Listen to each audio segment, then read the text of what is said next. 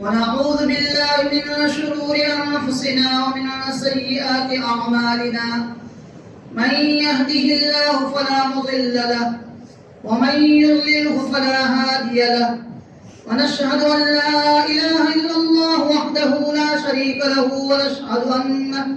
سيدنا وسندنا وحبيبنا وأولانا ومولانا محمدا عبده ورسوله أما بعد فأعوذ بالله من الشيطان الرجيم بسم الله الرحمن الرحيم يا أيها الذين آمنوا كتب عليكم الصيام كما كتب على الذين من قبلكم لعلكم تتقون. محترم حضرات،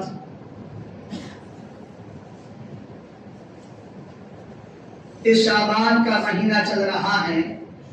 مہینہ ہمیں دیا ہے، ہم اس کے اندر اعمال کر کے روزے کو رکھ کر اللہ تبارک و تعالی سے معافی مانگ کر ہم ہمارے گناہوں کی بخشش کروا کر ہم اللہ تبارک و تعالی کے برگزیدہ بندے بن جائیں. یہ بڑا مبارک مہینہ ہے. ایک مرتبہ اللہ کے نبی صلی اللہ علیہ وسلم صحابہ کرام رضوان اللہ علیہم اجمعین کے درمیان میں تھے. اللہ کے نبی صلی اللہ علیہ وسلم نے فرمایا ام یستقبلونکم ام تستقبلون، کہ تم پر مہمان آ رہا ہے اور تم کو اس کا استقبال کرنا ہے. صحابہ کرام رضوان اللہ علیہم اجمعین نے ادھر ادھر دیکھا لیکن کوئی نظر نہیں آیا. عمر رضی اللہ تعالیٰ عنہ نے فرمایا وحی نزل، کیا کوئی وحی نازل ہونے والی ہے کہ جس کا ہمیں استقبال کرنا ہے، جس کا ہمیں مقابلہ کرنا ہے، جس کے اوپر ہمیں عمل کرنا ہے؟ اللہ کے نبی صلی اللہ علیہ وسلم نے فرمایا نہیں. پھر حضرت عمر رضی اللہ تعالیٰ عنہ نے فرمایا ام عدو حضر،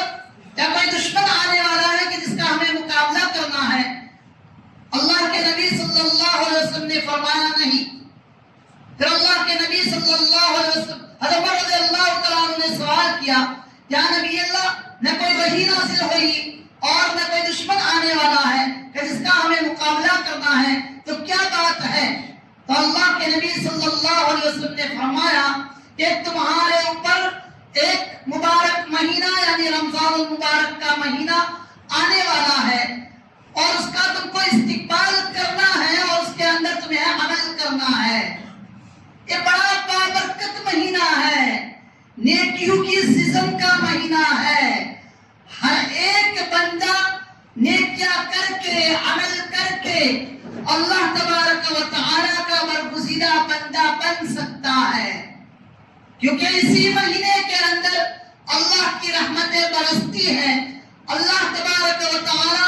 اپنے بندوں کی مغفرت کرتا ہے. اللہ تبارک و تعالی اپنے بندوں کو جہنم سے آزاد کرتا ہے.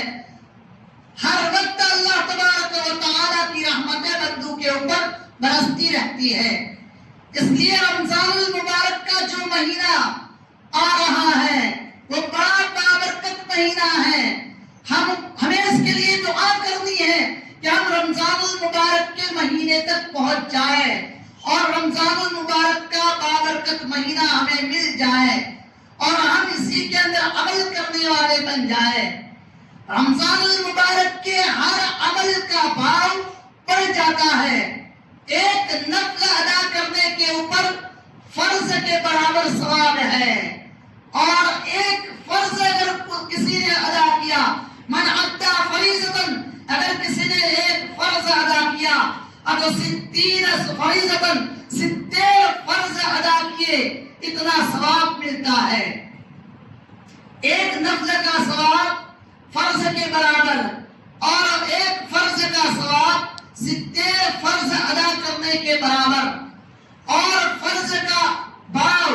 اور فرض کا وزن رمضان المبارک کے مہینے میں اتنا بڑھ جاتا ہے کہ اگر پوری زندگی اگر کوئی بندہ نفل عبادت کرتا رہے تو ایک فرض کے برابر نہیں پہنچ سکتا. رمضان المبارک کے عمل کا رمضان المبارک کی تلاوت کا، رمضان المبارک کی تسبیحات کا، رمضان المبارک کی نمازوں کا، رمضان المبارک کے روزوں کا، رمضان المبارک کے اندر غریب کی مدد کا ہر ایک کا ثواب بڑھ جاتا ہے۔ اس لیے پوری زندگی، اگر 70 سال ہے، 80 سال زندگی ہے، ہم پوری زندگی اگر نفل ادا کرتے رہیں تو رمضان المبارک کے ایک فرض کے برابر نہیں پہنچ سکتا۔ اور رمضان المبارک کا جب چاند نکلتا ہے، پورے سال رمضان المبارک کے لیے اور بندوں کے لیے اللہ تبارک و تعالی جنت کو سجاتے ہیں۔ عید کا چاند نظر آتا ہے اس وقت سے لے کر شعبان کی 30 تاریخ تک پورے سال اللہ تبارک و تعالی جنت کو سجاتے ہیں، جنت کے اندر بیل بوٹے لگاتے ہیں، جنت کی رونق کو بڑھاتے ہیں۔ اور جب رمضان المبارک کا چاند نظر آ جاتا ہے تو عرش کے نیچے سے ریح فی تحت العرش، کہ عرش کے نیچے سے ایک ہوا چلتی ہے اور وہ ہوا پورے جنت کا چکر لگاتی ہے۔ چاند رمضان کا نظر آتا ہے تو عرش کے نیچے سے ایک ہوا چلتی ہے اور وہ پورے جنت کا چکر لگاتی ہے، اور یہ ہوا جنت کے درختوں سے ٹکراتی ہے، جنت کے درخت کے پتوں سے ٹکراتی ہے تو ایک سرسراہٹ پیدا ہوتی ہے، ایک نغمہ پیدا ہوتا ہے، ایک سور پیدا ہوتا ہے، جس کی وجہ سے جنت کے اندر جتنی بھی مخلوقات ہیں ان تمام کو پتہ چل جاتا ہے کہ رمضان المبارک کا چاند دنیا کے اندر زمین کے اوپر نظر آ گیا ہے۔ نغمے کی وجہ سے جنت کے اندر جتنی بھی مخلوقات ہیں وہ سمجھ جاتی ہیں کہ رمضان المبارک کا چاند ہو گیا، اور جو ہوئے اپنے بالا خانوں کے اندر ہے، اور جب ہوا بالا خانوں کے اندر پہنچتی ہے تو جنت کی جو حوریں ہیں وہ ایک دم مست ہو جاتی ہے، اور مست ہو جانے کے بعد جنت کی حوریں اللہ تبارک و تعالیٰ سے التجا کرتی ہیں، اے باری تعالیٰ ہمیں تو ایسے مرد عطا کر کہ جس کو ہم دیکھیں تو ہماری آنکھیں ٹھنڈی ہو، اور وہ ہم کو دیکھیں تو اور ان کی آنکھیں ٹھنڈی ہوں۔ بلکہ جنت بھی دعا کرتی ہے، جنت بھی اللہ تبارک و تعالیٰ کے سامنے کہتی ہے،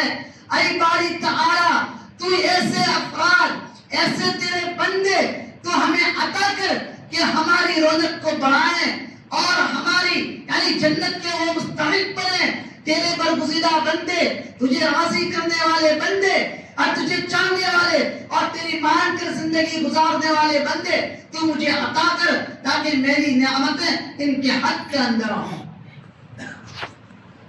جنت کی حوریں بھی مانگ کرتی ہیں روزہ رکھنے والوں کی، تراویح پڑھنے والوں کی، رمضان المبارک میں عبادت کرنے والوں کی، اور جنت بھی مانگ کرتی ہے روزہ رکھنے والوں کی، تراویح پڑھنے والوں کی اور عبادت کرنے والوں کی، اور دونوں جنت کی مانگ کرتی ہے۔ اور جو بندے عبادت کرتے ہیں، روزہ رکھتے ہیں، اور مہمان جو 1 مہینے کا آ رہا ہے اس کی قدر کرتے ہیں، اللہ تبارک و تعالی ان کے حق کے اندر جنت کو لکھ دیتے ہیں۔ بلکہ اتنا ہی نہیں، بلکہ بڑی تبدیلی آتی ہے جنت کے اندر۔ اذا دخل شہر رمضان، جب رمضان المبارک کا مہینہ آتا ہے، وفتحت ابواب السماء، آسمان کے دروازے کھول دیے جاتے ہیں۔ آج بھی آسمان کے دروازے کھلے ہیں، لیکن چند دروازے کھلے ہوئے ہیں، لیکن رمضان کا چاند ہو جاتا ہے، فتحت ابواب السماء، آسمان کے سارے دروازے کھول دیے جاتے ہیں، اور اس کے پیچھے